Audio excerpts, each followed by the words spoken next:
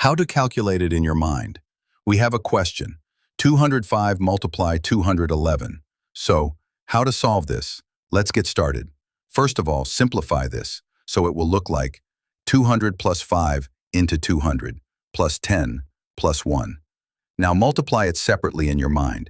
So 200 multiplied by 200 plus 200 multiplied by 10 plus 200 multiplied by 1 plus 5 multiplied by 200 plus 5 multiplied by 10 plus 5 multiplied by 1.